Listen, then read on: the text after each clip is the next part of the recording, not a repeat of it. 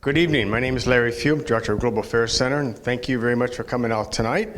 The recent U.S. presidential election has prompted a strong sense of, shall we say, anxiety and bewilderment in some, but it's clearly puzzling to anyone. And this is true in Europe, and nowhere less in Europe is it true than in Germany. So we have a speaker tonight that's going to talk to us about that. The U.S. is a key political partner and ally, but still questions and challenges have arisen for the future of the transatlantic relationship with the incoming president. And the aim of tonight's talk is to discuss current developments from a German perspective. Keeping consistent with this series of No One's World, the whole idea is to learn a little bit about, try to get some perspective on how reality looks, our reality, or reality in a third country, how it looks from other places. So that's what we're doing tonight. So according to tonight's speaker, and at the risk of stealing his thunder, what we may be witnessing is no less than the redefinition of the economic, political, and military partnership between Germany, the rest of Europe, and the United States. He's going to be speaking particularly about a German perspective, as I understand, but he knows a lot about what's going on in Germany too. So it's kind of hard to separate out what's going on in Germany and not talk about what's going on in the rest of Europe as well. And all of that's in the context of this new global order that we've been talking about for weeks. So in recent days, in weeks, months, we witnessed the rise of populist politics here in the United States, anti-immigrant rhetoric in the US, Germany, and in Europe. So all that good stuff we're going to be talking about. Tonight's speaker, Dr. Frank Wendler, if I'm pronouncing that correctly, Wendler, he says, is currently a visiting assistant professor in the Department of Political Science in the Jackson School of International Studies at the University of Washington in Seattle. His presence at UW is sponsored by something called the German Academic Exchange Services. I think that's a little bit like the Fulbright here in the United States. Maybe it is, maybe it isn't. It's broader, okay. So he's previously held a number of positions at various universities throughout Germany. His own teaching and research focuses on responses to European political and economic integration, so he's thought a lot about that. He recently authored a book about parliamentary debates in various countries of Europe about the idea of a united Germany. Not Germany and the US per se, but United Europe. For more information about him, you can look at the short bio that we have in the program, as well as go to the GAC website, and you get it there. So the way we're going to proceed, I see a lot of familiar faces, so you know the drill. He'll talk for about 45 minutes, and then he'll take your questions. We are recording the event. That's why I got this microphone in my hand for classroom use, and we ask that when it comes time to do the question, when you have a question, if you could raise your hand, we'll point you out, and somebody will run to you with a microphone so we can get a better recording of the question as well as the answer. If you prefer, you can write your question down on a piece of paper. Before we get started, we got warm beverages in the back for anyone. Help yourselves. The restrooms are outside around the corner. Please turn off, silence your cell phones if you have those. And students who need to have a paper signed because they're doing this to participate for class credit, they should see me, but at the end of the event, and please remain seated until the red light has gone off. And now please join me in welcoming Dr. Frank Wendler. Yeah. Good. So that's not pretty low. Okay, so first of all, thanks for having me here. And I'm delighted to be here. It's a nice room. I actually have been here before at Shoreline Community College to play music, so it's interesting to be back for a public talk. I hope that my PowerPoint slides will go up there. Incidentally, I met Larry at a Jackson School panel on the implication of Trump's presidency on international politics, where various speakers voiced concerns about the effect of this presidency on various parts of the world. So it was in that context that he approached me for this talk. So I think he might also have had in mind that I might have some critical thoughts to offer. But well, before I start, I wanted to tell you about 5 things to know about Germans. The first is, of course, that we really love beer. We really do. The second would be we ride our bicycles a lot, so that's our favorite pastime, also the main means of transport to go everywhere. The third would be our favorite television shows are Tatort, which is a weekly crime series that plays in different parts of Germany, different cities, always with a happy ending of the murder case resolved. And Tagesschau, which is the public television news series, which we religiously watch every evening at 8 o'clock, and which is really a major source for a rather good degree of information and German public debate, I think. The fourth is that we beat Brazil 7-1 and ignore every other sport except soccer. And the fifth and probably most important one for tonight is that we are offensively direct and blunt in stating our opinions. So just being said as a sort of a preliminary remark about tonight's talk. Now, to go into the actual topic, which I think is Germany's current perspective on the United States and, of course, the recent election victory by Donald Trump, this is a chart that I wanted to show you first. And this is a YouGov poll that was published in the news magazine, The Economist, which shows the relative degree of support for the two contenders in the presidential election, Hillary Clinton and Donald Trump. And what it shows, of course, is that most countries in the world show a lower degree of enthusiasm for the eventual winner of the election. So in the United States, this is actually pretty close to the eventual election result, with a sizable minority backing Donald Trump and a slightly bigger still minority backing Hillary Clinton. But then, of course, if you look at the other countries, the support for Donald Trump drops. And I think this is still more or less the figure that we would expect in current polls. I tried to look some of them, and they are hard to find. I found a slightly older one, which was also about at this level, so that support for Donald Trump in Germany and also other European countries is somewhere in the single digits. So certainly we are talking about quite a bit of, let's say, bewilderment or, yeah, thank you, or puzzlement about this candidate winning the election. And it's also important to state that this is not a German phenomenon, but shared by many European countries and then also by many other countries outside of Europe. Now, zooming in on Germany, these are some of the depictions about Trump and his election victory that have appeared on the covers of a major news magazine, Der Spiegel, in Germany before the election and also afterwards, which I think give you an impression how well this election campaign was seen and also how Donald Trump is characterized in the German public debate. So we start on the top left with this title, Wahnsinn, which would be madness, America's demagogue, Donald Trump. I think that was published in October. Then shortly before the election, 5 minutes before Trump, Hillary Clinton, weakness becomes a danger for the world. So this is where we notice a slightly more apocalyptic tone. This is shortly after the election having taken place, saying the end of the world as we know it. So while citing a popular song by R.E.M., this is rather pessimistic in tone. And actually, I think the aesthetic of this graph was imitated even twice by Time magazine with this meltdown and total meltdown cover. Then, of course, in contrast to that, Obama being seen as a more positive figure. And I wanted to point out what it says here, Obama's legacy or democracy under threat. So this is where you actually notice that the German public becomes concerned not just about Trump being an unusual and rather puzzling candidate, but actually democracy under threat.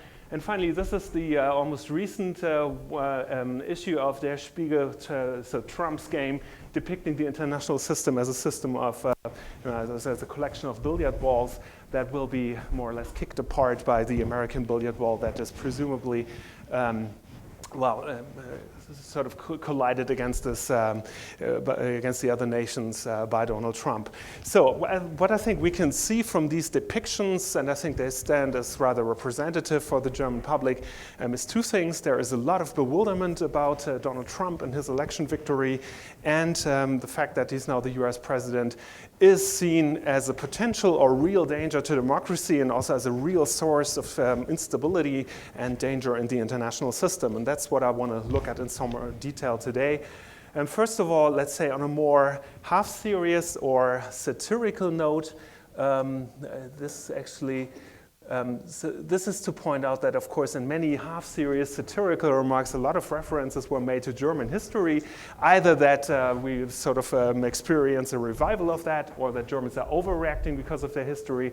So, of course, we have had some experiences with a rather loud, narcissist, nationalistic demagogue who rose to power and was expected to be moderated by a sort of experienced cabinet, which turned not out to be a good prognosis. And then, of course, we also experienced with walls cutting a country in half, not so big and beautiful, and eventually also rather a failure. And so I don't necessarily want to sympathize with this kind of humor, because it's certainly ahistorical to simply compare or even, identify Trump with Hitler, but this also reflects some part of the public mood currently in Germany, that there's a lot of, let's say, bitterness or, let's say, satirical estrangement with developments in America, and of course this really risks alienating the two countries from each other. So having said this, I actually want to return to a more serious question, and this is now not playing with public depictions or throwing out half-serious remarks or jokes, but asking the serious question, can Donald Trump really be considered a threat to democracy? Is there some substance behind that or not? And secondly, is Trump actually a threat to the stability of the transnational relationship and the international order more generally? And so going into that, there's a rather intensive debate currently in political science about populism, and this term, of course, has many meanings and facets, but in this specific sense, it refers to a specific variant of populism, which is authoritarian, nationalistic, right-wing populism.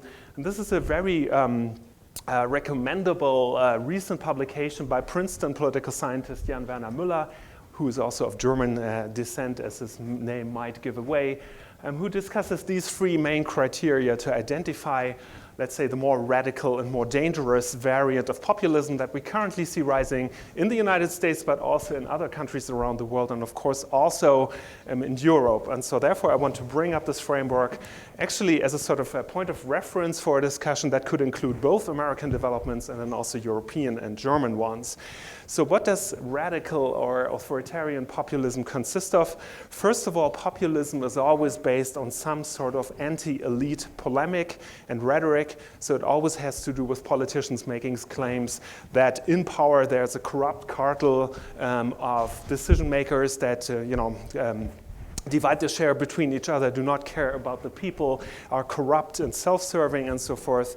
And this sort of, let's say, populist rhetoric and polemic is something that is found actually in many softer versions of populism. You might even find that in some of the speeches of people like Bernie Sanders, who also talked about the biased media or, politics being corrupted by Wall Street.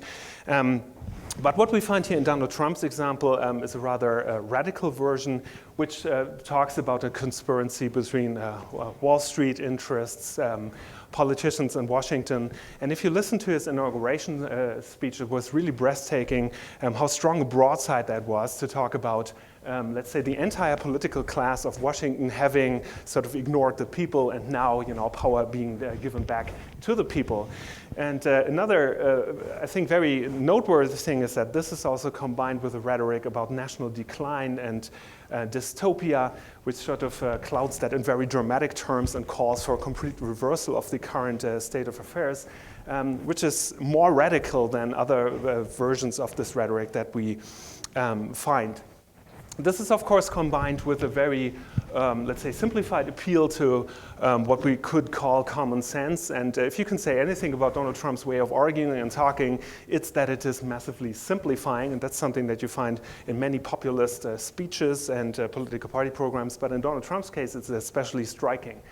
Now, beyond that, there's two other sources of, let's say, facets of populism that establish a more radical and anti-democratic one, and both are found in rather extreme ways in Donald Trump's rhetoric and also his political actions, and that makes it more concerning. First of all, statements of anti-pluralism, so denying that society is composed of a diversity of social groups that are in dialogue with each other, also sometimes in conflict with each other. First of all, what you see there is a glorification of authority, and also to some degree, in a rather worrying degree, really a legitimization of violence, not just in the international context and order, but also even in campaign rallies, where I was really shocked to hear that really condoned and supported and legitimized actions of punching or otherwise physically intimidating or hitting protesters or other people that were identified as aliens. So that's very concerning. Then, of course, there's othering, so in other words, defining a majority group and then identifying a group of others that are identified as a threat. Of course, we find this in very worrying and drastic and radical ways here. The recent immigration ban is, of course, a witness to that there is the identification of some sort of foreign conspiracy working against the American people, which is then depicted as much more homogenic and much less pluralist than it actually is. And then finally, anti-liberalism, and this is really the most worrying thing, where Donald Trump's rhetoric and actions really speak directly and aggressively and without mincing any words against democratic norms and procedures.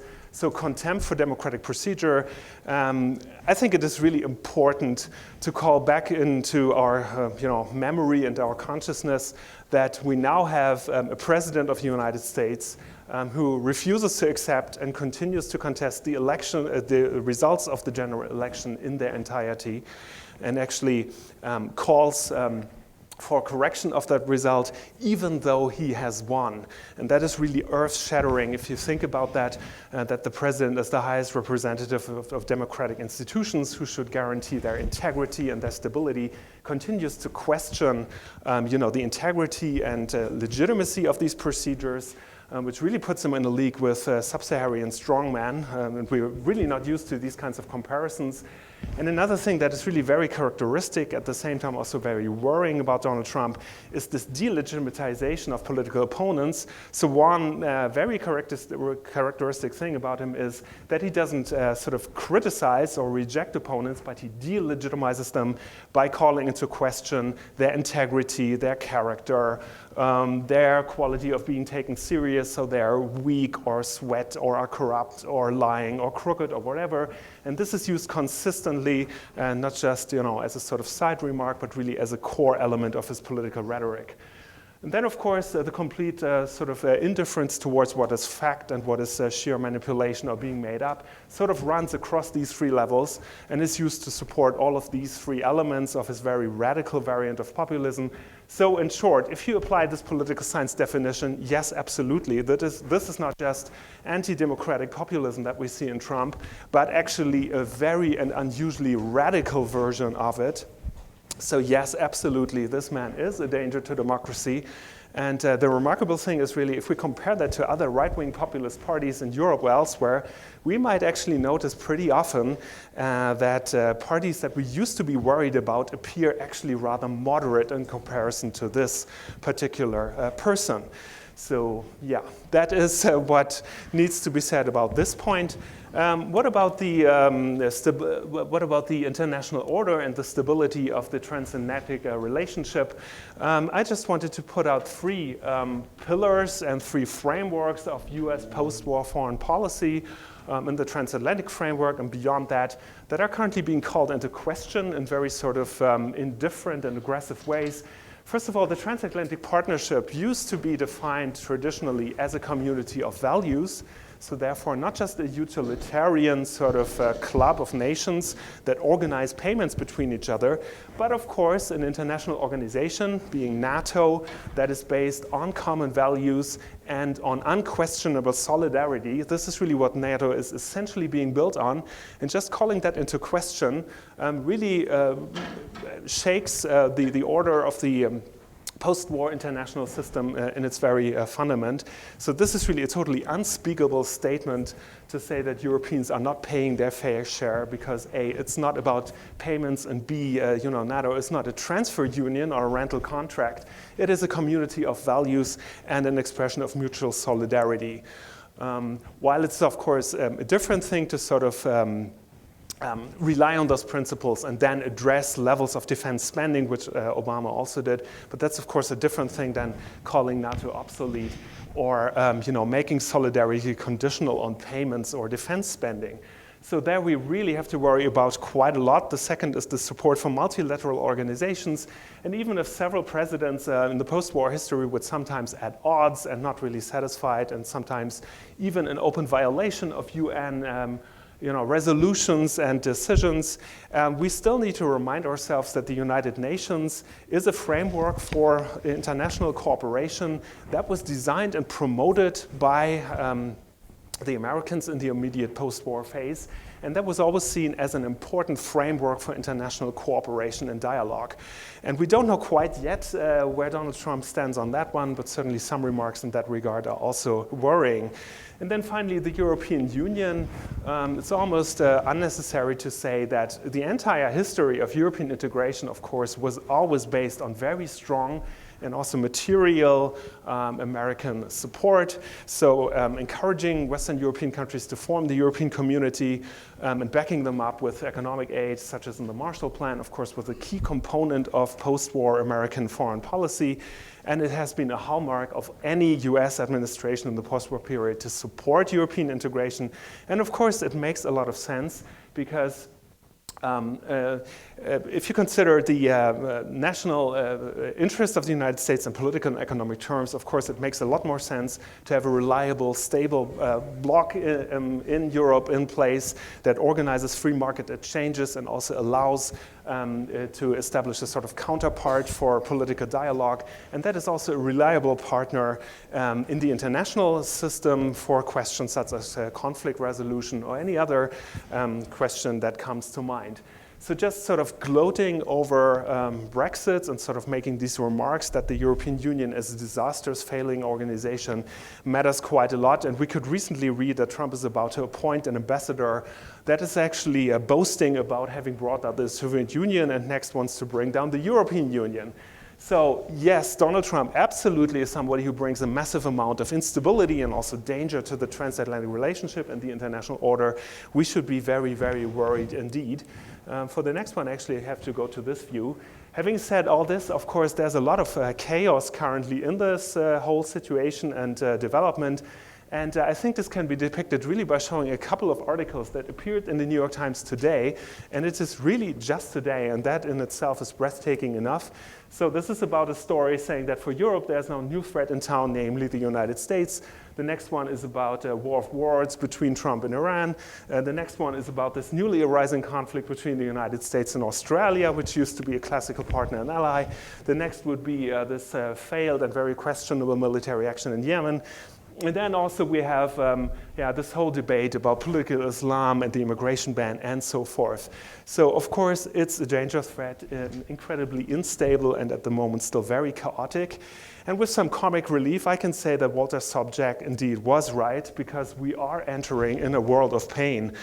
And what I want to express with that on a more serious note is that it's very important to point out that this kind of aggressive and authoritarian stance that we see in Donald Trump, both domestically and then also internationally, should not be seen as something that increases the interests of one nation at the expense of another, or one social group at the expense of another.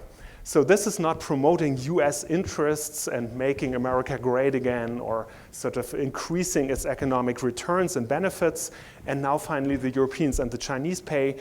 But I think there is a lot of elements in this where we really need to point out that norms are under attack, are in danger, that are beneficial to everyone, and whose collapse and breakdown would also be harmful to everyone.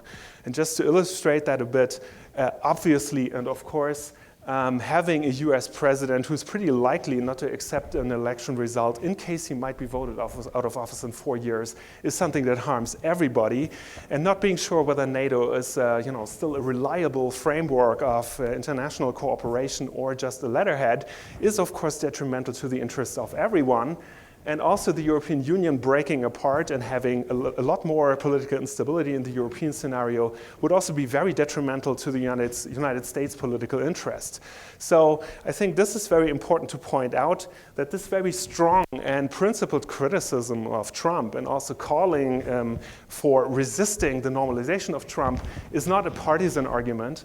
So it's not something that should be understood as indoctrinating people with liberal ideas or advancing the interests of the Democratic Party, or a sort of defensive reaction by a European who feels sort of worried about this new president.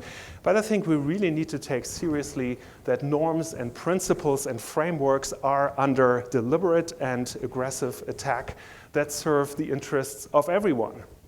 So both European countries and the United States, and also really a stable, well-organized and democratically integrated society. So in other words, this is very, very worrying, and I think I just can't say anything else. It's just not any lighter than that, and yeah, let's see where that takes us in the discussion. Now, this was probably the boring part of the talk, because I have been talking about Trump and the United States, and everybody is a little overfed with this kind of topic. I notice a lot of fatigue and in my students when we address these topics, which are, of course, in the classroom, in the context of just about every topic we address. So let's talk a little more about Europe and Germany. And the two most important follow-up questions in my mind would be, first of all, how does this Trump presidency affect the transatlantic relationship to Europe and Germany directly? So if we look at their relations and interaction, does it do any harm as of yet? What is the future? And secondly, and probably even more importantly, how will the Trump presidency affect the transatlantic relationship indirectly? So in other words, by affecting the domestic politics and elections in European countries. And of course, there's a whole lot of talk currently out there that a couple of important European countries are having elections in the next few months, and that Trump might in some form affect these elections. So let's talk a little about that. The first thing would be, actually I wanted to come that out as last as an animation gag, but it's out there already. All right, so these would be a couple of problem areas and a couple of fields of cooperation that are really in question in the current situation. The first thing would be transatlantic free trade and the negotiation of a free trade agreement between the European Union and the United States, TTIP. And of course, the negotiation of this free trade agreement was struggling even before Trump won the election. There's also quite a bit of resistance on the European side. But now with this situation, I think it's a pretty safe bet to say that this free trade agreement will not be concluded in the near future, and probably that we might even see a dramatic reversal of free trade towards more protectionist policies. And whatever the economic outcome might be, and however American producers might gloat that especially Volkswagen now gets a lot more trouble importing its Mexican-built cars in the United States, I think there's one important thing to point out here. And that's that free trade agreements in our day and age are not so much about exchanging goods anymore. They are much more about setting standards, about defining rules for trade, for production, for risks, genetic modification, environmental standards, and so forth. So in other words, defining a free trade agreement is a major component of global governance, of setting rules in the international context. And in that sense, TTIP and the EU-US free trade agreement would have been a major chance, and a very important one, to sort of establish a centerpiece of global governance and trade standards and many related questions that Europeans and Americans can define in cooperation with each other. And that would have been a very important and very interesting project, especially if you think about the economic competition with China and other important economic actors. So in that sense, it's really a pity that this appears to be going down the drain, even if probably there might also be a reversal in the future. But for now, I'm not too optimistic. The second thing is, of course, international crisis management and military intervention. So, of course, for Europeans, it's extremely difficult to see that Russia is about the only country currently that Trump does not talk negatively about. So approaching Syria and the other conflict will be very difficult. The third is climate change policy, and that is a really interesting topic. The immediate reaction of many people directly after the election was that we can more or less sort of erase that from the board and expect to be underwater in 10 or 20 years' time. I would say not so fast. Actually, I've read quite a lot of publications appearing since then, which actually paint a much more differentiated picture. So it's actually very interesting to see that the climate protection regime in the European Union and the United States are pretty similar to each other, in the sense that there is a framework at the federal or at the EU level that sort of sets a framework and limits, but then a lot of actual implementation is left to the European countries or to the US states, so California, Oregon, or whatever, and that therefore taking away the sort of framework that the EPA imposed to the Clean Power Act might remove an important incentive to do something about climate protection, but that it might not actually take away the impetus for working towards new technologies and achieving some sort of diversification of energy sources. I also actually learned recently that Texas is amongst the major wind energy producers in the world. So you see even advances in places where you would not necessarily expect them. And then, of course, we see quite a bit of very courageous advances on the side of China and India. So I think this is a more variegated picture. Of course, NATO currently is very much under pressure, and social, cultural, intellectual exchange. Well, I'm still here, and the DAD is certainly continue to send visiting professors to the United States and have them teach here at universities. And actually, it's right now a very exciting and interesting time to be here.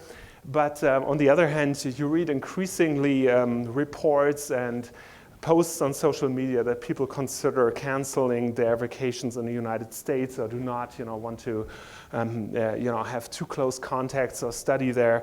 So of course, this sort of sense of estrangement that is rising here also might play a role in the future.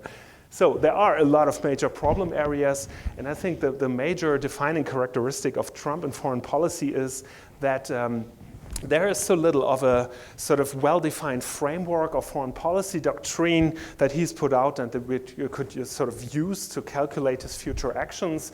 So we're pretty much used to using this two-dimensional matrix of interventionism versus isolationism and multilateralism versus unilateralism, and then sort of plot positions of US administrations.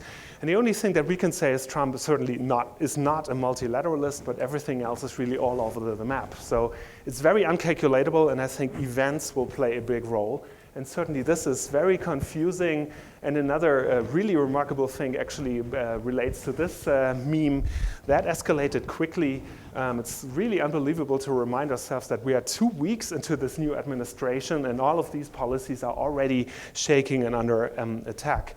How's the German government responded to all this?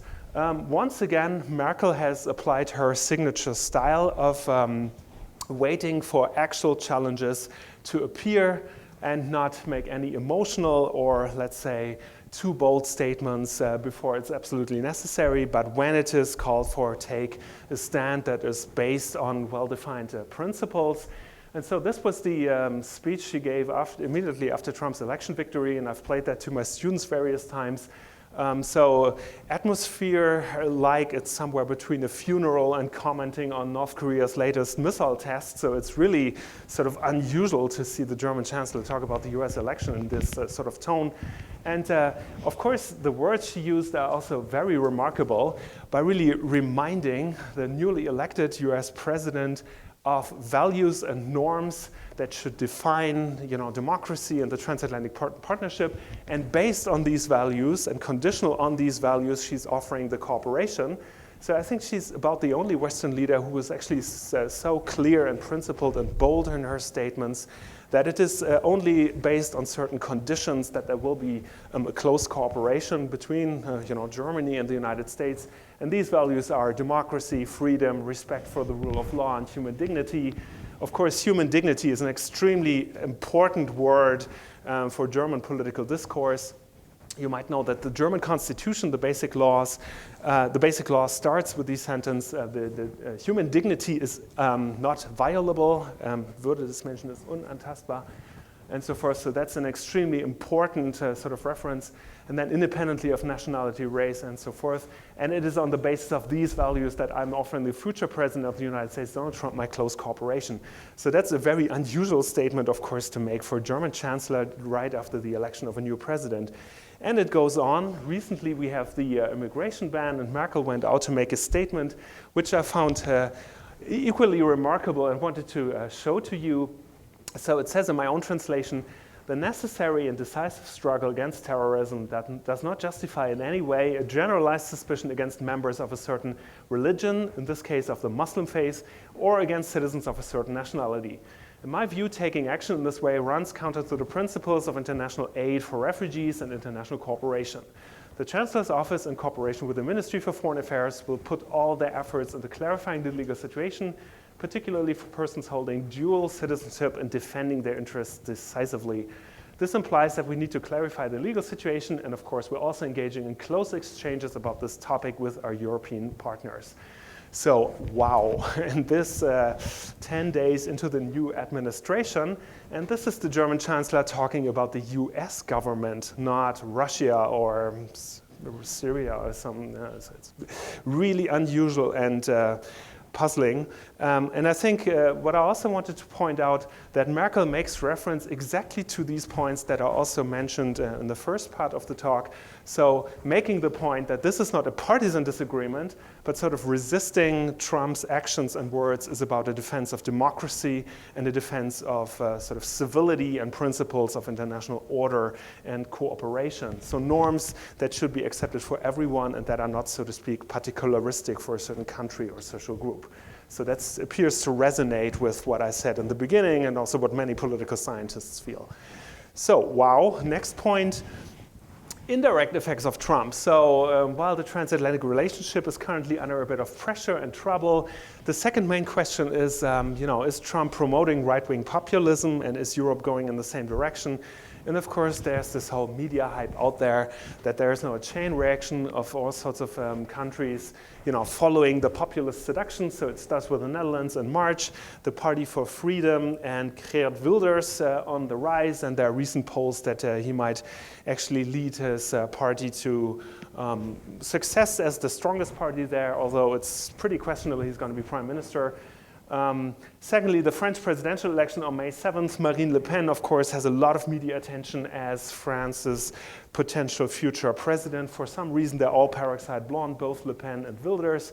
Then the Italian general election, which is uncertain but likely soon, where we do not have a right-wing nationalist movement, but the sort of very unusual anti-establishment, anti-EU movement led by Beppe Grillo, that would sort of tick the first criterion for populism, so anti-elite rhetoric, but not necessarily the other two. So there's a lot of talk about Italy becoming ungovernable and turning away from the EU. And then, of course, there's the German general election in September, and a lot of speculation if Merkel will be, so to speak, on her own and on life support, surrounded by an increasing aggressive discourse led by the populist Alternative for Germany. And then all this media speculation about all sorts of exits. So Brexit followed by Frexit, Dexit, Etexit, Polexit, I don't know who else exit, which really unnerves me because I think the media should sort of realize the impact of words and that this is not something that should be put out there as a sort of word game or speculation. This is about a very serious and important political project of Europeans in the post-war decades, and probably we should not talk about Brexit if there's not also Remain or France being a core country of the European Union. So all of this talk, and I must say I'm a little tired about that. I think many reactions to that also represent a bit of this almost intellectual laziness of assuming pretty quickly that this is now a chain reaction and democracy and European integration is finished. I would posit against that, my 2 cents, that first of all, we should be cautious of quick generalizations. So we should be cautious with quick assumptions and look closer. National elections take place in a specific context of very different party systems, voting systems, different institutions, different national trajectories, and they're also shaped by very different perceptions of European integration. And of course, I have to say that because if we didn't have to do that, I would be out of my job. So I do that every day to explain to my students how European countries differ and their party systems and their attitude to Europe. But I think it really matters. And both the Brexit referendum and I think also the US presidential election are not necessarily already part of a generalizable trend, but first of all, they should be looked at as something that happened because of a specific constellation of political factors that came together in that specific domestic politics situation. So if we see 2 red cars, driving past us, we probably do not have to assume as of yet that all the other 10 next cars will also be red. The cases might differ, so be wary of easy generalization. And the second thing is, it's usually assumed that Trump is sort of a boost for right-wing populists, so they will all point to him as a winner and as the US president. And I think it's not really evident that Trump and Brexit will really provide a boost to right-wing populists, because the contrary is just as plausible. Both Brexit and the Trump presidency so far are really rather terrible and deterring visions of a political alternative in the future, certainly for most Germans. And I could cite my chart from the beginning, and also I think more widely for Europeans. So actually it might be also the opposite, that Trump is really the best guy to, for good, defeat this project of nationalist populism. And also talking about Brexit, it's really hard to see that this is a victory for, self-determination and democracy. If the first major effect of this Brexit vote has really been that accountability has sort of diffused into nowhere. The major proponents of the Brexit vote are gone. It's unclear what the future options are going to be like, and it's pretty unclear who takes a decision about what. And in that sense, it's actually not rather a hard sell to see that as a victory of democracy and a true liberation of Britain. I think it rather shows more problematic motives and then also consequences. So on that note, let's zoom in on the German federal election. And I'm so proud of this PowerPoint slide, and I will use it in my classes, I think, extensively. So that's my good part of my evening yesterday. It was also fun to sort of design that. So this would be the two-dimensional space if we simplify somewhat in the German political system. So the left-right dimension being this classical sort of polarization between parties, between on the left, culturally progressive attitudes, and also advocating a strong role of the state in managing the market and providing strong welfare provisions and guarantees, as opposed to the right, which is both culturally conservative and rather authoritarian at the fringes, and then also favors more economic, market-driven, in European terms, liberalism. So when Europeans talk about liberalism, it means market liberalism, so rather right-wing economic policy. And then I think we need to consider that there's now a second dimension, pro and anti-EU, or closing the nation state or opening the nation state. I think it is really justified to sort of introduce that as the second main dimension, because what to do about Europe and what to do about the borders and interdependence with other countries, I think really has moved up to as a major topic of deciding the election. And this would be the major parties where they stand now. Of course, at the very top, the Christian Democrats with Angela Merkel.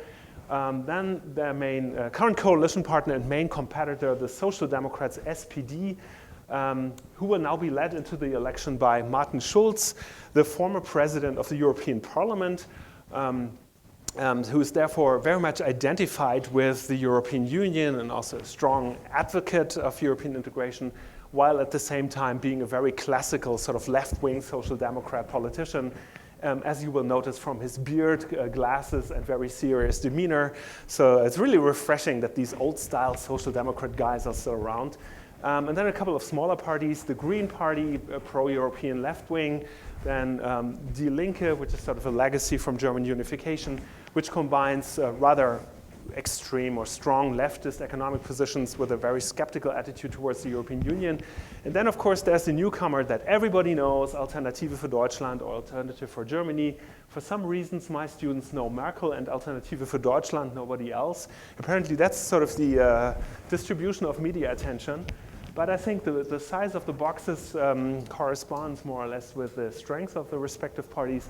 And probably we should not just pay attention to this lower right box. Another interesting detail might be, if you pay close attention, this is Frauke Petry, the leader of Alternative für Deutschland. And even although this is by now clearly a very sort of nationalistic, xenophobic, anti-Muslim party that is strongly critical of the European Union, even she poses in front of a wall that shows a slogan with the European stars plopped on them. So that is actually a very interesting thing about German political debate and German radical parties, that even they will sell their nationalism and closing the borders by attaching that to some sort of European identification. So their argument would be not we need to leave the European Union, but we need to sort of clean up the European Union, kick the false guys, the wrong guys out, and close the borders of the European Union. So that would sort of support my other point. Pay closer attention, look at how countries tick, and it might be really different. even the right-wing nationalists in Germany is still, work with the European Union and up to some degree accept it. And so this is really, what we're looking at. Currently, there's quite a bit of discussion of different options for political coalitions. As I said, the grand coalition between SPD and CDU is currently still around. After the election, it might continue to govern, depending on the FDP re-entering or not the Bundestag and also the size of the other parties. There has also been a bit of talk of Merkel going together with the Greens, which would be a rather interesting thing to do, because when I was a teenager, they were supposed to be like the Sahara and the North Pole, and also it would mean that Merkel has made coalitions with every political party except the left one, and of course Alternative für Deutschland, so very versatile political leader. So certainly this is an election that is expected with a lot of tension and even anxiety, but certainly as of yet, at least, we do not have to expect this kind of political transformation that we saw here in the United States. And now, this is a poll that I saw this morning, and I thought, wow, I need to include that into my talk. So this is recent from Tagesschau, of course, which we watch religiously. So this would be the latest poll about the two top candidates and then also the political parties. And Martin Schulz is now leading Angela Merkel in a sort of direct support by voters. So the question is, if you could elect that chancellor directly, who would you support more? And that's, of course, sort of contrafactic, because the chancellor is not elected directly, but by parliament, which voters choose. But the personal sort of popularity of Schulz appears to be very high.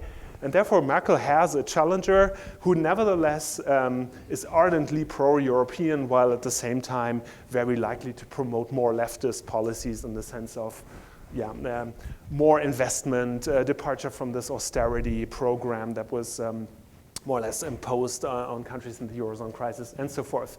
So there's a debate going on, but it's not necessarily dominated by the Radical Party. And if you look at this overview of, the Sonntagsfrage, so the various political parties and what sort of support they currently have, AfD is at 12%, and that would be something new, a new challenger being represented in the Bundestag. But it's still a very sort of minority party in view, and various combinations would be possible in this scenario, and overall the party system still appears to be rather stable and still adhering to the strong European consensus that Germany has, which I think is really a very rational and wise and well-reflected thing to have, which of course we can discuss in the Q&A. So conclusion, and so forth, Germany and the EU and so forth. So I wanted to concentrate on these two things. So the direct effects of the Trump presidency on the transatlantic partnership, so dealing with the United States currently both with the European Union and Germany directly, really, of course, offers a lot of very worrying observations. So you can really characterize that as a train wreck. And I think it's very unlikely to go away before Trump is voted out of office or impeached. I'm really not at all optimistic that this will change to the better. Probably we simply have 4 or even 8 very difficult years ahead of us. That's happened before. We will survive, most likely. But then on the other hand, this indirect effect on of the Trump presidency on German and European politics, there I would really call for caution and curiosity and attention to what actually happens. There's definitely some hope. There's definitely some need for looking closer what happens. And currently, the big star of German politics is him, St. Martin Schulz, who's currently leading the Social Democrats to new popularity. And where that leads us until the September election needs to be seen. But yeah, that's the note I want to end on. So much from me, and I'm looking forward to questions.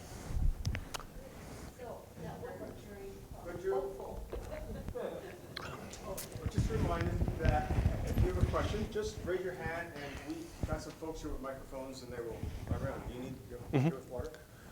Yeah, I have water. So everybody needs to speak into a microphone because we're recording the whole thing, right? Yeah. Do you have any suggestions for what individual U.S. citizens can do? Could do in the current situation? Yeah. I mean, I'm probably not the very best person to sort of educate U.S. citizens on what to do in this situation. What I, of course, notice in my current situation here on campus as a visiting professor and as part of the Department of Political Science is a lot of puzzlement and also a lot of anxiety. The atmosphere on campus is definitely changing, and you certainly have heard about the events surrounding the disappearance of Milo Yiannopoulos. So, of course, there needs to be a political debate about responding to this turn of events. I think the most urgent thing would really be sounds sort of self-defeating, but make my argument that there are certain things that must be criticized about Trump and certain motives for resisting Trump that are not a partisan stance, but that are really in the defense of norms that serve everyone. So I think that's very important. The second thing would be, I think the major damage so far is really that the political conversation in the United States has broken down in the sense that there is no exchange of arguments or views, or let's say mutual respect and engaging in a serious discussion of what free trade does to the Rust Belt states or how you manage immigration.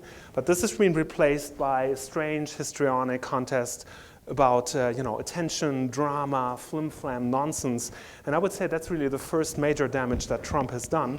And probably start there and start improving that would be a first step, that we start arguing again and ignore the drama and the nonsense and the flim-flam. Maybe that's the first step, and maybe I've even made a small step towards that.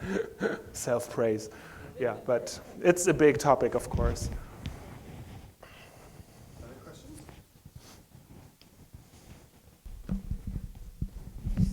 Yeah, has the CDU resolved its differences with the Bavarian CSU at this time?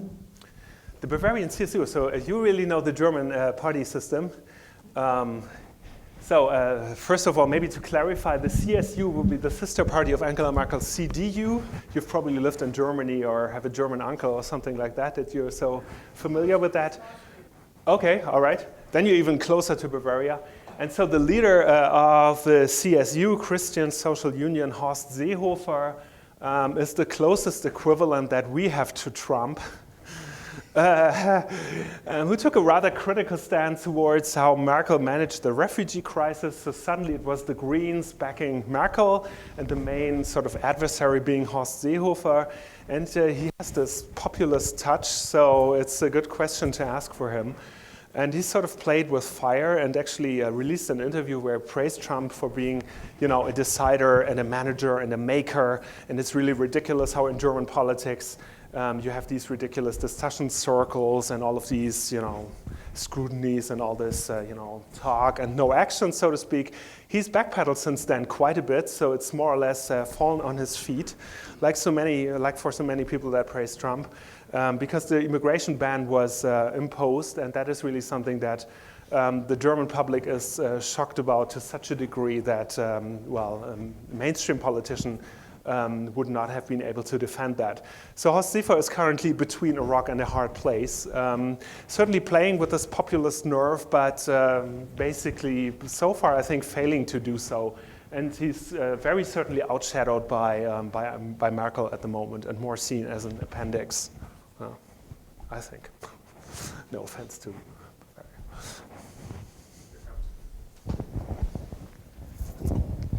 Bavaria. I'm wondering if some European leaders might think it in their best interest to try to not engage with Trump or try to ignore him for 4 years rather than try to deal with him. Is there any sentiment about that, about not engaging? I think it might not really be an option because whatever you do, of course, the United States is still the overwhelmingly most important political partner for Europeans in the world. And probably that will also be, continue to be the case even in the presence of a very puzzling president, because of course there is foreign ministries and foreign policy administrations with people that are very knowledgeable and very experienced and know each other, and cooperation is going to go on. Probably ignoring him to a degree might work, and not sort of buying into every provocation that is out there. So probably this Angela Merkel stance of remaining rather cool and silent until something actually happens, and then taking a stance towards actually given problems might work. The Southern European perspective, I think, might be special in the sense that, of course, Southern Europe is affected especially heavily by the refugee crisis and the arrival of a lot of Syrian refugees. And in that sense, the Southern European countries, of course, depend a lot on a sort of European framework and European mechanisms still working. So if Germany or Austria or many other countries slam their door, of course, Southern Europe would be hit first. And that might be a reason why probably resistance against Trump is even stronger there than in Germany or other countries. Yeah. Okay. Hi, thank you. This is fascinating. I wonder, as I look back on the last 5 years in Europe, if you were sitting down with Merkel today, who's such a powerful figure, so quiet and powerful, and she asked you, what might I have done differently regarding Greece and regarding the immigration problem? What would you say? What are your thoughts?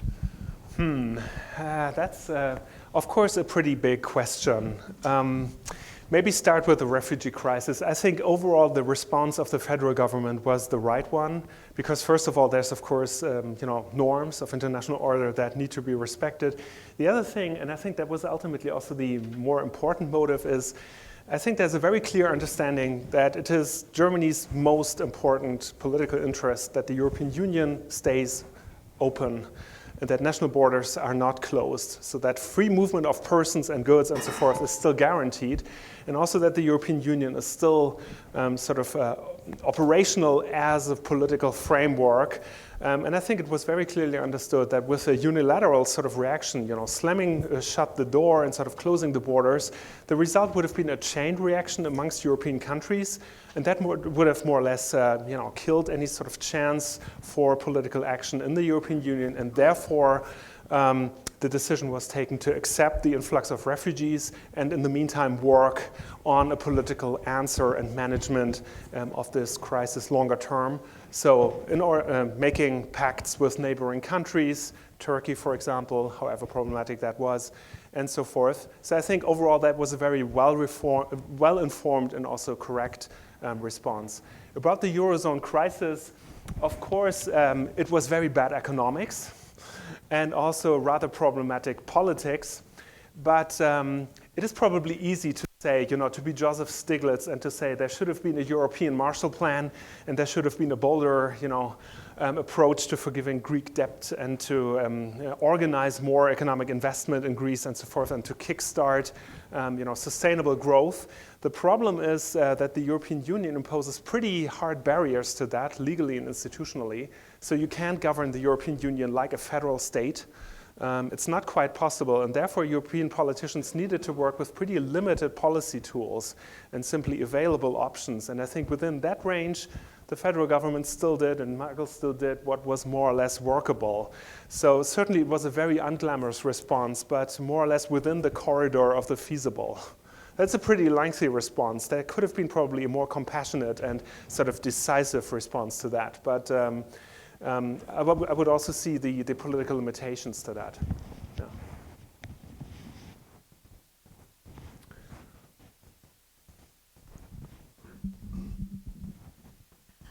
In our country, when we look at the election results, there are a lot of demographic factors that were predictive in some ways, whether economic or education or location. Do you see that going on in Germany with your parties and preferences? Yeah, well, certainly. I mean, the starkest contrast, as far as I have seen that in the US presidential election, was between urban cores and rural areas, which represents quite a lot of political polarization. That's probably also there in Germany, but to a much lesser degree. So polarization overall is lower, is not as strong, due to a variety of factors. And maybe speculating a bit in an informed way about that. First of all, Germany as a society and as a country, I think, is not as heterogeneous and not as variegated and simply different if you look at various regions than the United States. I think the more equivalent comparison would be to actually look at the European Union. And I think that has the same degree of cultural and economic differences and disparities as the United States. So I think rural Oklahoma and Washington State probably presents the same kind of difference as rural Italy and Denmark or something. So these sort of disparities and differences are smaller in Germany. Of course, there's also still a stronger layer of policies that guarantee social cohesion, and I think that still matters for political polarization. And there's still also a very strong sort of cultural taboo against very radical parties. That leads to this fact that even the right-wing nationalists, the most aggressively nationalist party that we currently have, is represented by a young, modern-looking woman who's, sort of posing in front of a Europe flag. Anybody looking remotely like Trump, I think, would have been thrown even out of the regional sort of organization of the AfD. So those would be, economic, political, cultural, normative factors that sort of point to a bigger social cohesion in Germany. And it's also, simply a different country. It's not as big. That was a very long-winded answer, but I think the key would really be you have stronger sort of disparities here, a stronger degree of political polarization. Yeah. You've been speaking about the economics and politics. Over the past decade plus, the U.S. has been shipping more and more and more and more weapons and military and weapons and military, etc., to Europe, surrounding Russia specifically. I'd like your comments on the military situation. Yes. So actually, when I planned this talk, a couple of... No. The point I wanted to make, when I planned this talk beforehand, before all these crazy things happened, the point that I was trying to make in this talk was that the current sort of bewilderment actually represents some longer-term trends. And that is that, of course, the Cold War situation is over, and it's no longer taken for granted and guaranteed that the US is sort of the guarantor of European security and can sort of provide defense even in the European scenario. And then, of course, for a longer period of time already, Europeans have been struggling with sort of developing their own structures and identity and sort of also responding to this dominance of the United States in military and defense terms. And of course, Europeans are struggling very much with that. And in that sense, the Trump presidency can also be a positive sort of trigger to jumpstart that, to sort of jolt Europeans into more efforts into defining something like that. And I think that might answer your question. That of course, if America is still so present in the European context, and if we still sort of see America as the main provider of military security, probably there's something wrong about that. Probably Europeans should and will become more self-sufficient with that. But then just about the only answer can also be to use the European Union as a framework for that, because there's really no other structure in place that we could use. And it's been started in rather embryonic ways in the European security and defense policy, and probably we should now build more on that. And not, of course, as a sort of antagonism against America, but really as a necessary complement in the, I think, continuing partnership between the United States and Europe. Yeah? Does that answer the question somehow? Yeah? Good.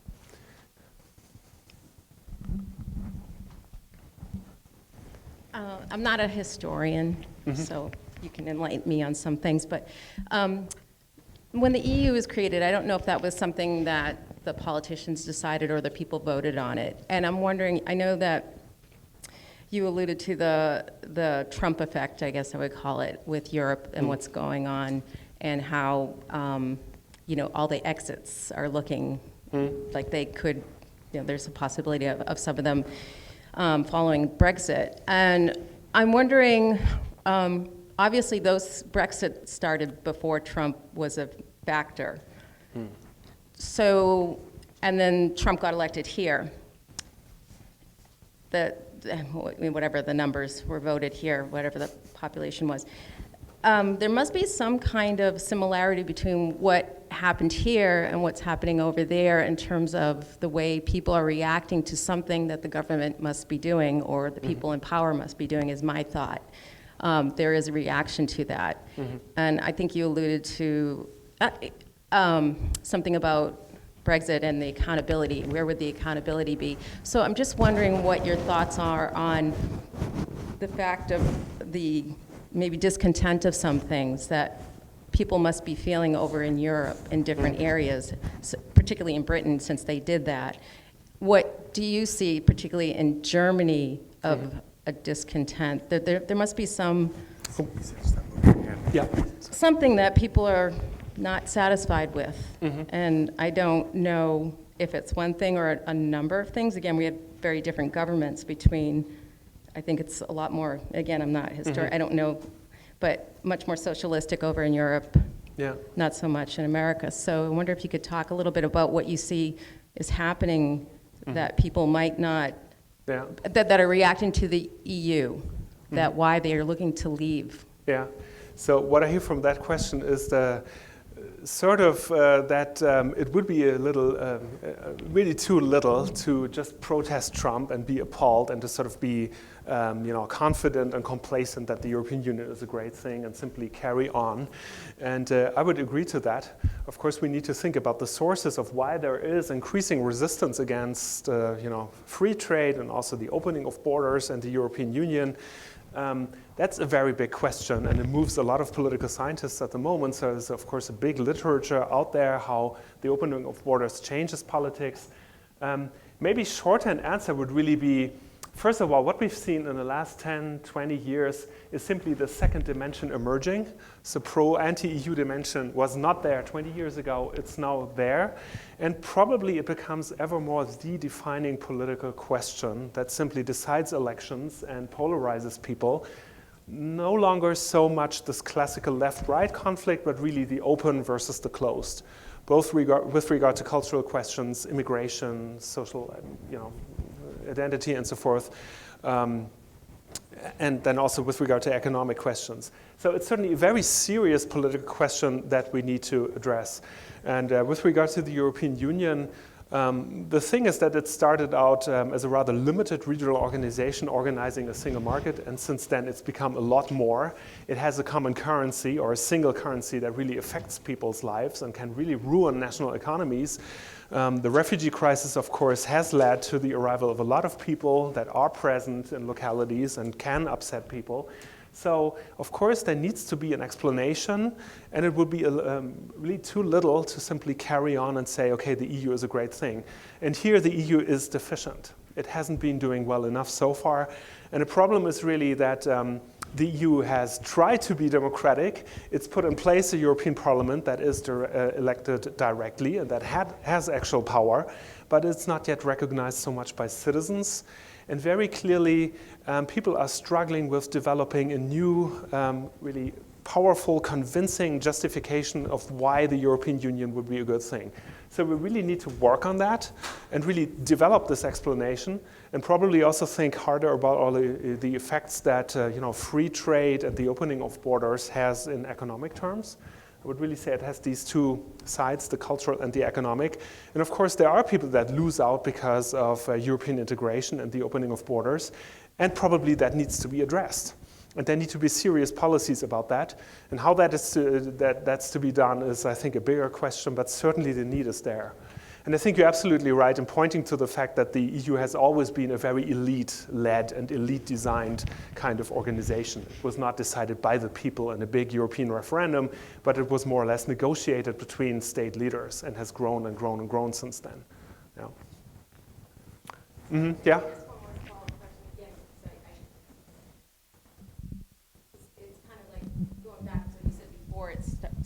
So before it started, the EU,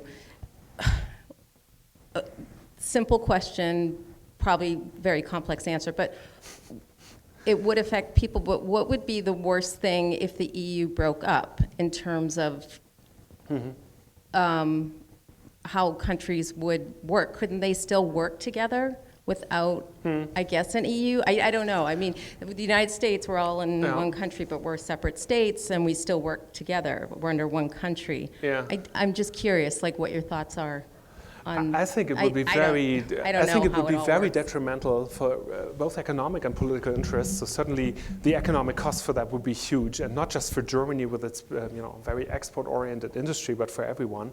So I think it would not really be gain or achievement. And also Europeans would lose their ability to work together and make themselves heard on the global stage. So I think the EU is really an absolutely essential asset for Europeans to be present in world politics and also to influence what's happening in a globalizing world. And of course, with the rise of China and other actors and regions and so forth, it is absolutely essential for European countries to have the EU as a framework. While at the same time, I would also agree that there needs to be a clear justification, and politicians need to talk to voters more and explain, and also face more criticism and not be complacent about that. Yeah, but the EU breaking up, I think, would be a deeply troubling scenario, really. Yeah.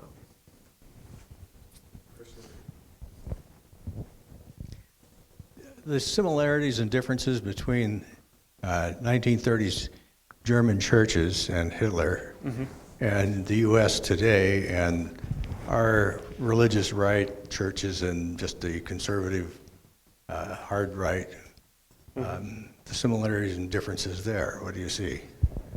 So in other words, are we re-experiencing 1933? I think ultimately we are not. So, I mean, there are serious historians. I know of somebody at Georgetown University who's posed the serious question, is Trump comparable to fascist leaders like Hitler? And ultimately he's not. I think simply equating that would be very historical, even if we observe very authoritarian and sort of apocalyptic elements in his discourse.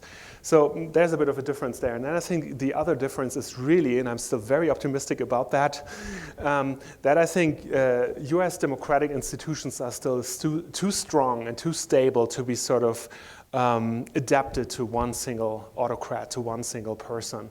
So I think US democracy will survive this, even if I think the economic and political and cultural costs of that will be great in the next 4 years.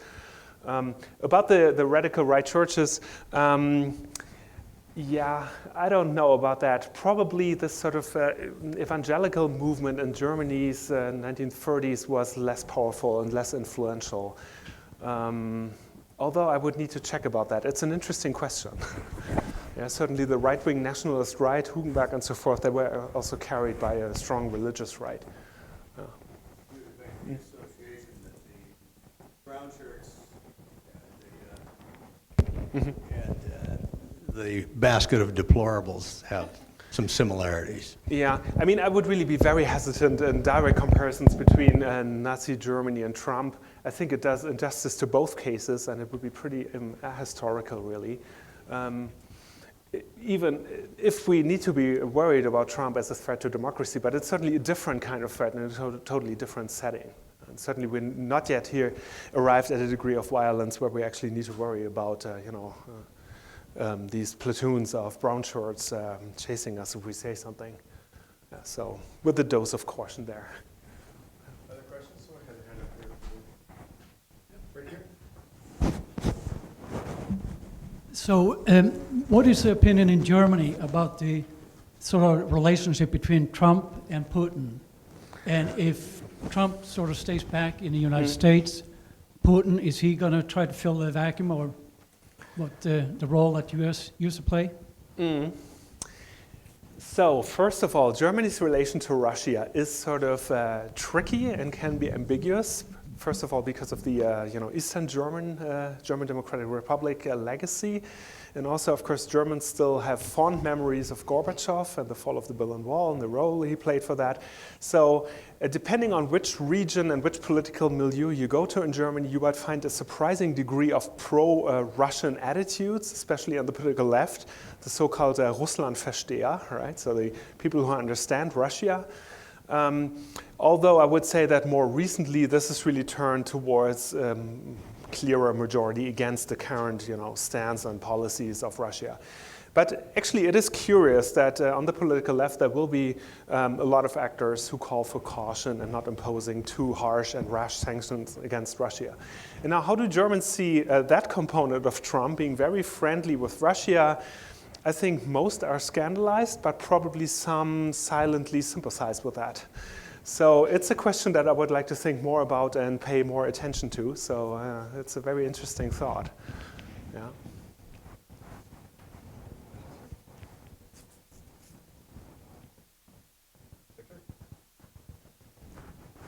Well, you're speaking about Germany and EU versus Russia. What about versus the whole Middle East situation? Well, I think that is not an antagonism, but simply a very difficult conflict scenario. So, of course, any outside power currently is very much struggling in dealing with the Middle East, and that's still a collection of very different conflict scenarios. So, yeah, the question being, do we worry about that? Yes, of course. Do we have a clear answer? No, we don't. Are we actively engaged? Not really. So, of course, Europe and Germany is also failing in making a clear contribution towards a constructive solution of the crisis there. Yeah. So, I think I'll leave it at that. Because going into Middle East politics, I think that would require another 3 or 4 talks here, and maybe that gets too complex. Any other questions?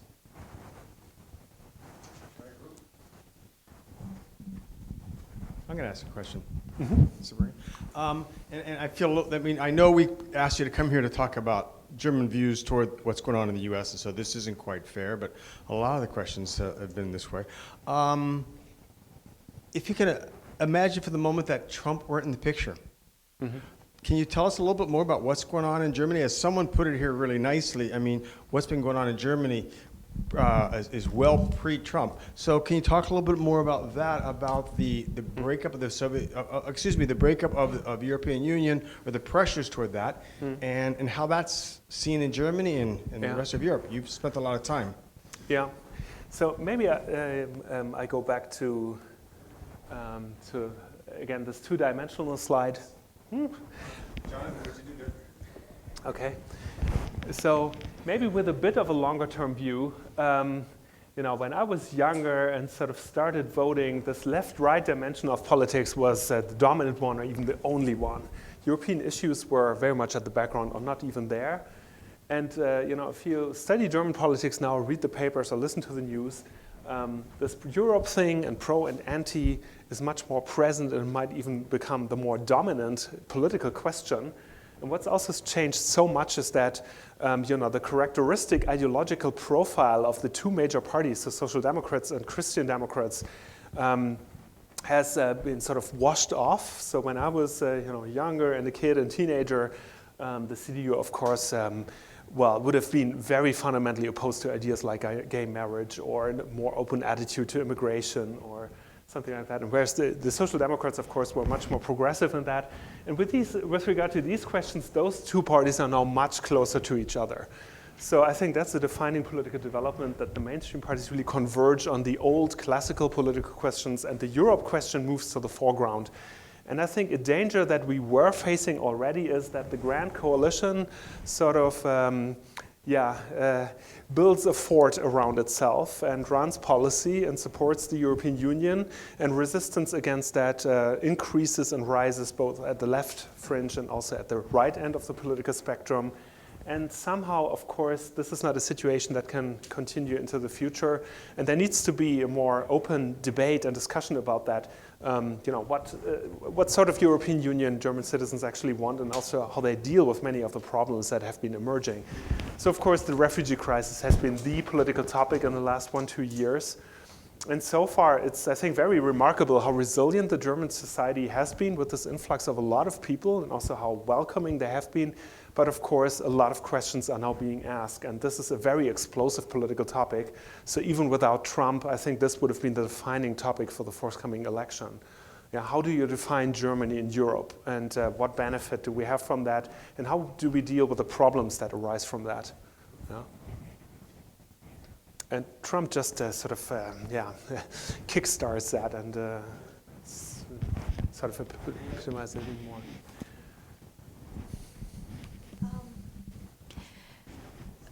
Returning a little bit of the direct impact that Trump will have, what do you think is going to happen with the diplomatic relations, because in communications between the 2 countries, because that impacts a lot in different aspects, like the economics, for example, how media is going to react to that also, and what sources do you think will be better to have an actual information and not drama?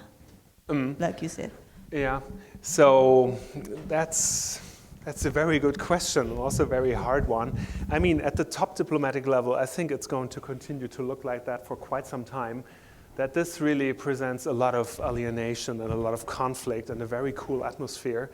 I think best case scenario is really that there is a lot of drama and sort of high-level statements at the very top level by President Trump, and then also responses from European leaders, and that at the lower levels, there continues to be quite a bit of pragmatic and reasonable cooperation. So currently the German foreign minister, Sigmar Gabriel, is in Washington, D.C., and I think will talk, or has talked to Rex Tillerson, and probably those two already get along a little better and talk more policy and less drama. And then, of course, there's the diplomatic level. And of course, quite a lot might work at that level as long as it's not disrupted too much by, the political leaders. So in that sense, probably it's the differentiation of roles and tasks. Were you also asking about sources of information?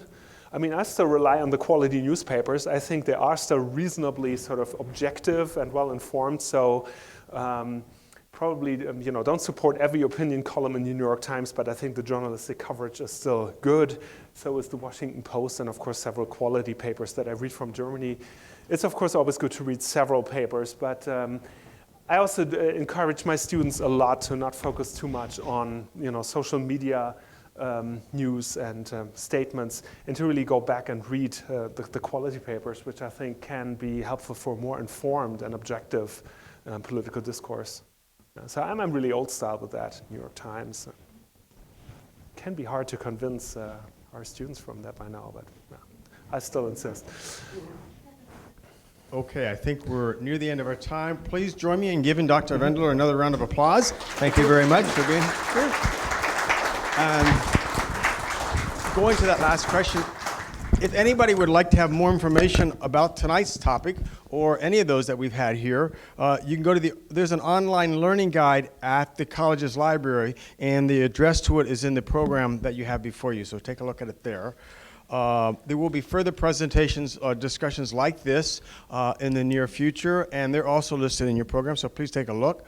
The college provides a lot of support, financial and institutional, for the work of the Global Affairs Center, as does the Jackson School of International Studies at George Washington University, as do individual contributors. And if you'd like to learn more about how you can help us, please, that's in the program as well, so please take a look at that.